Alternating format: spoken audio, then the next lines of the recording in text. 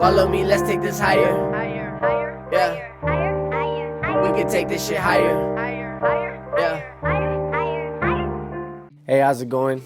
Welcome to the Junk Room. I go by the name of Matt M. I'd like to welcome you all to my very first podcast, which I'm calling Talking Junk. And pretty much what I want to do here is I want to invite artists, I want to invite painters, I want to invite promoters, cooks, you know, anybody locally here in the RGV, even Texas eventually. But yeah, I just wanna kind of give everybody, you know, a spotlight on what they're doing and maybe help push everybody further in their passions if they have similar passions, whether it be in any type of art. You know, that's kind of where I'm pushing. But I go by the name of Matt M. I'm an artist from San Benito, Texas. I started rapping at about, I want to say like 19. I remember I wrote like a couple poems in like high school, but never really did anything with it. I was just kind of it was kind of just like thought it was something cool. But eventually, like once I got out of high school, I started writing, and honestly, I've been doing it ever since. And I just want to kind of break down how I started. And so I remember when I first wrote my first couple flows, I hit up a guy named Billy Young, and Billy Young pretty much took me under his wing. You know, Billy had been rapping since we were little kids. Like, I remember in middle school, everybody was already like, Billy is that rapper. You know, he been rapping. So when I first had music that I recorded off my laptop, I sent it to Billy. Billy took me in. We started a group. It was called Flying Diamonds. It was me, Billy, Tiz Valley. And that pretty much kicked me off. That gave me the confidence to keep going with it. You know, the fact that other rappers were like, yo, this is pretty good, made me feel like, all right, maybe it's pretty good, you know. And then over time, I was able to just gain confidence and just I just, you know, you get better every day. Just doing it every day, consistently every day, you get better eventually. So I went to school. Well, me and my wife moved to California. I wanted to pursue music over there, but really living over there was a bit of a culture shock for us. And we ended up moving back to Texas. But we lived in San Antonio. And I went to school about a year or two, maybe a year into living in San Antonio. We found a school called the Audio Engineering Institute on the north side of San Antonio. And it was a technical school, very hands-on. And that's where I went to school. And it was awesome. I met so many people. Shout out to my homie Marcus. Shout out to my teacher, Marius Perron. I learned so much. That was the first time in my life that I actually paid attention. I took notes. I was interested, you know, like, and really it started because I wanted to learn to record myself, you know, and me learning audio helped me just develop a passion for it, really. I didn't know I liked audio as much as I did until I started to learn more about it. And because I guess I had been already doing audio just in my own way, not really understanding, just to my best of my abilities and whatever YouTube taught me. But actually getting everything broken down was a real eye-opener for me, and it helped me move forward in, you know, doing my music. I remember going to school, and then once it ended, I had a job offer at a church, and I was gonna do audio at a church, but then we ended up moving back down to the valley, you know, because we just thought it would be better for us to, you know, my wife wanted to finish school, and I wanted to open a studio and help people from here, from where I was from. And so, like, that's what ended up happening. So we came back down. I recorded my very first album. It's called Looking Up.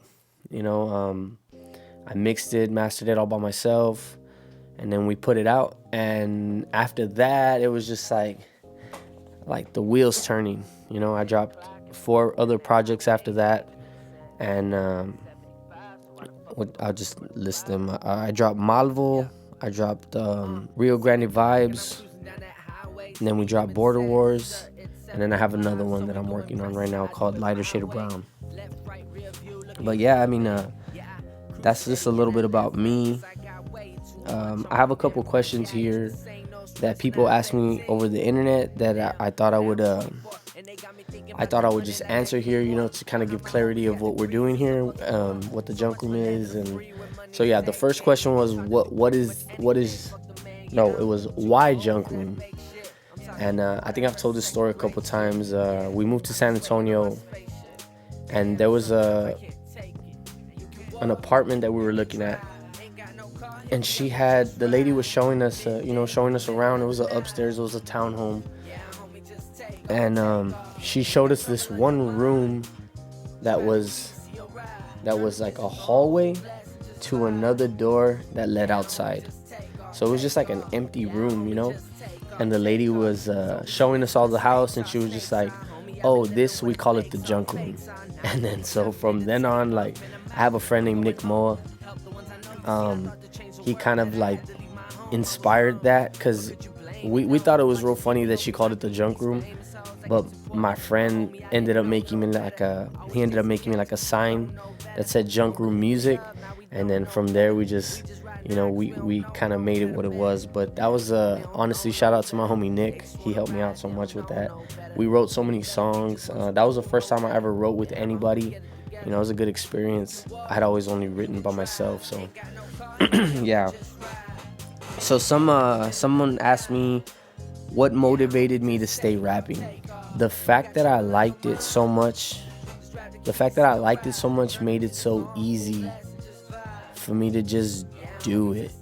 Like, that was the hardest part for me, was to get out of my head and stop thinking about what other people thought of what I was doing, and just do it because I wanted to do it, and then put it out. It helped me so much. When you give a shit less about what people think, you're able to move forward in anything you want to do. Anything, whether you're trying it or whether you love it. Like, you eliminating the thought of what people think of you will help you so much. That's what's helped me, and that's why I'm able to just do what I do, because I really, not that I don't care what other people think, I do listen, but I will not let it affect my work ethic, my motivation, how I feel.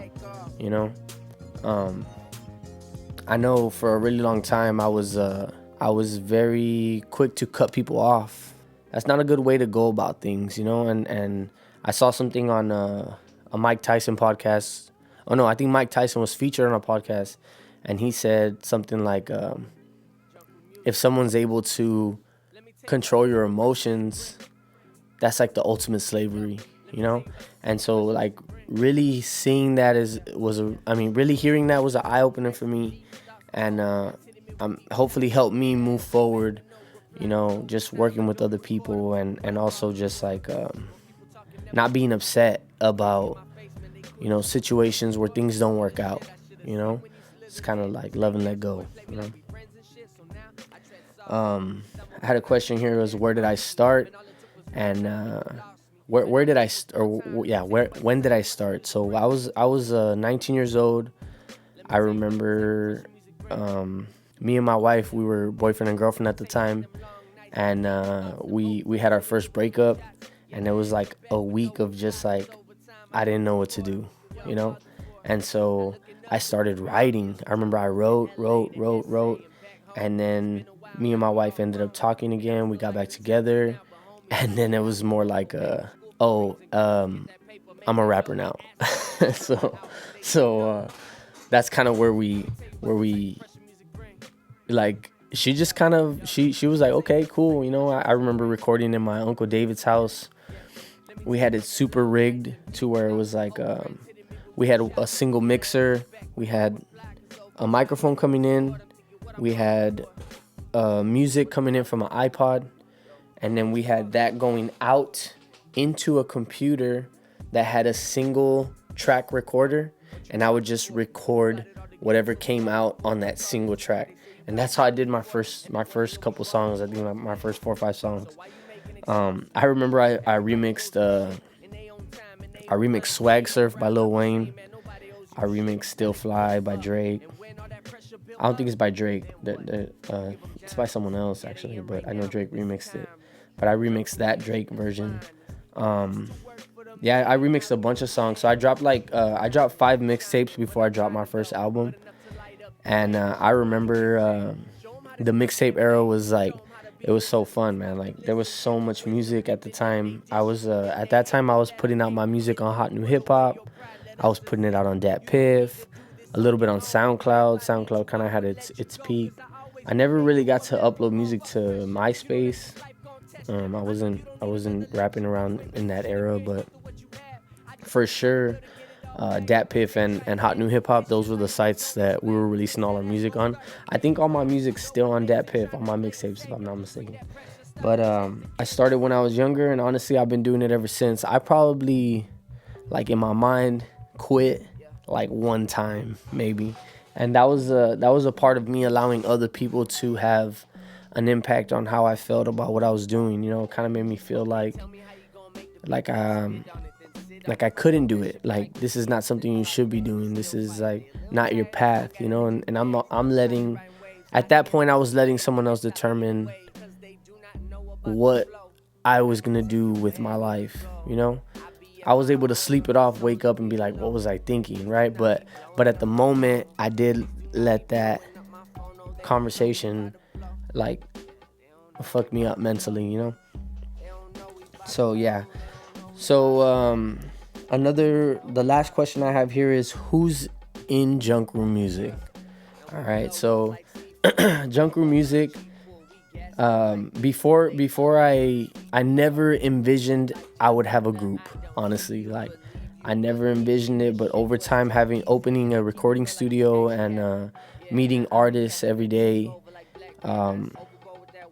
you meet people who are very driven, very, very talented, you know. And I felt like me opening the studio to certain people was like me giving back in my own way, because I could never give back financially, you know, as much as I want to at the moment, you know, because I'm not very I don't have too much money, you feel me? Just being real. But yeah, it definitely, me having this group allowed me to, you know, it gave me, you know, satisfaction, like this is how I give back, you know. And working with these artists, and we're dropping projects and music and singles, and it's been a great experience. It's been awesome. You know, we haven't had any group drama yet, you know. No one's tried to leave the group yet. Hopefully nobody does, you know. But, you know, at the same time, I'm not trying to hold anybody back either. I want everybody to grow, and if they feel like they can grow somewhere else, I'm with it 100%. You feel me? So first, I want to introduce my first artist that I brought onto the group, and his name was Hizzoh. And at the time that I was recording people, at the time that I was barely going to school, I was learning all these new techniques and how to use compression and EQ, and so I wanted to apply that. So I was coming down from San Antonio to the Valley, and I was telling people like, hey, I'll record you, $10 an hour, anybody let me know, I'll come to you, we can set up the studio at your place, you know, so on and so forth. And I wasn't getting hit up by nobody, right? So then I was like, I remember getting on Facebook, and I was like, look, I'll record you for free, like, just let me know, just tell me. And my homie Homar was the first person to hit me up. He was like, yo, like, I've always wanted to try. I got some music. I got some stuff I wrote. So then at that point, I remember we met up at my uncle's house, the same uncle that I recorded at. And I first recorded at. We set up in his shed, and it was cold. It was rainy. But we set up in his shed, and we recorded probably 3 songs. And ever since then, every time I was coming back down, I was linking up with Homar. And Homar was like, I remember like telling him from the beginning, like, look, man, like, as long as you want to rap, you have a place to record with me. You know what I mean? He was my boy. He was like, I knew him since we were little kids. Also, I remember I stood up in his cousin's quinceañera, and he was just this little kid there. You know, I have a picture with him and everything. But yeah, so Homar was the first person I brought onto the group. His rap name is Hizzoh.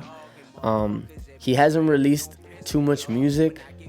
Honestly, I need to be on his ass about that, because that dude's way too talented to not be dropping shit. So we have an EP coming out for him, possibly July. So y'all be on the lookout for that. But that's Homar. The second person I brought on was DCPLINA, and he was a paying customer at the time, and he was the first Spanish artist that I heard fusing Spanish and boom bap rap, and it was very interesting. And you know, over time of just recording him, we became friends, and it was like just like a talk we had, and it was like, look, man, like I will record you, you know, I'll do whatever I need, like whatever we need, because I also do cover arts. I just started dabbling in videos, but I was like, I'll do whatever, like I got us, you know, just, you know, be a part of my group. And sure enough, DC was like, yeah, and we dropped his first project called Decent Cleanup, and it was a good one, man. That was a really fun project. The next person I brought on was Amarie. Also, same thing. Amarie came into my studio, and she recorded a few songs. No, we recorded some covers, and just hearing her vocal, I was like, wow, you know. And at first it was like a look. I had songs that I had written that needed, you know, vocals that you know, of a great singer, and so we kind of just traded services. So it was like, help me with these songs, and I'll record you. And then it turned into like, I'm starting this group, you know, would you like to be a part of it, you know? And then sure enough, like, Amarie was like, yes. And so that's how Amarie joined the group. 94, it's the exact same story. You know, I brought him in, but 94 was a little bit different because when I first heard 94's very first song was a banger, you know, and I was like, damn, this is you know, a hip hop artist in the making, you know. He's like new to me. He was new, and then he came the next time. He recorded like this reggaeton song, and I was like, okay, this guy does, you know, rap and reggaeton. And then he recorded like this soulful, singy, you know, upbeat song, and then I was like, dang, okay, what's up? And then he recorded this super sad, you know, this super sad song, and I was like, man, this dude has range, you know, this dude could like do anything straight up, honestly, I felt. And then so he was a very good add to the group. And yeah, 94 is a great energy, you know. He's probably our tallest member, straight up. But I'll probably ball better than 94 though, no matter how tall he is. But yeah, that's 94's finest. We just dropped an EP for him. It's titled Tracks for the Soul. Y'all should check that out. It's super good. I mean, 94, like this style really suits him, I feel. And it's you know, some upbeats, feel good, R&B, a little bit of infused with some rap. Yeah, Tracks for the Soul, y'all should check that out. If y'all we also have a song, me and him together, on that album called Mood, which I really think is a really good track. I really like that one as well. Y'all check that out. And lastly, my dude, he was the last person we brought in the group. We brought into the group. His name is Hector. Yeah, so Hector came to me one time. I've known Hector also since he was a really little kid. Like, I was doing summer track in like 8th grade, 9th grade, and he was in elementary, and I remember seeing him do long jumps, you know, and I was like, man, that little kid's, you know, athletic. So So we kind of, me and my homie JC, we kind of took him under our wing, and we're kind of showing him some stuff. And then over time, Hector just kept popping into my life. You know, I would just run into him, and then like, I remember in high school, he is cousins with somebody that I knew, that I went to school with, and so I saw him a couple times, hanging out with those people. And then after high school, I ended up seeing him again. We ended up hanging out. He ended up telling me he used to rap, and showed me some songs. And so I pushed him, you know. I was like, man, like, you should do it. You should rap. You should try it, you know, and do some stuff. And then I was like, I'll record you. Don't even worry about anything, you know. And then so Hector recorded. We recorded, you know, first 2 songs. I remember him being super nervous, but we actually recorded probably like 12 songs before we picked 5 that he dropped for his project called Rio. And then to top it off, he ended up hooking up with my wife's older sister. So now he's part of the family. Wow. So now I can't get rid of him. Now he's here for life. So that's unfortunate. Nah, but Rio's my dude. He just dropped that album in January. It's super dope. I really enjoyed mixing it. I really enjoyed, you know, putting it together with him. I wrote about 80%. Nah, just kidding. Nah, just kidding. He wrote everything. I helped with some shit, but yeah. So that's my Junk Room crew. You know, there are so many other dope artists that I wish I could bring in and like help develop, and maybe them help me. You know, like I learn from all these artists as well, as much as they learn from me, but there are plenty of artists I wish I could bring on, you know, and help out. But at the time, it's just like, it's a lot, you know. It's a lot to try and manage. It's a lot to try and just just try and manage. You know, it's a lot. It's a lot. So I wouldn't want to put too much on myself to where I'm not allowed, or I'm not helping anybody. You know, so at the moment, I feel like we're good the way we are, and I would love to eventually bring in engineers, producers, and you know, but at the time, like at this moment right now, I'm trying to work on trying to get us paid. You know, like everybody wants to make money off their work, and maybe I can help them, or maybe they can help me. You know, I'm ready to take that next step, and hopefully they're in it with me.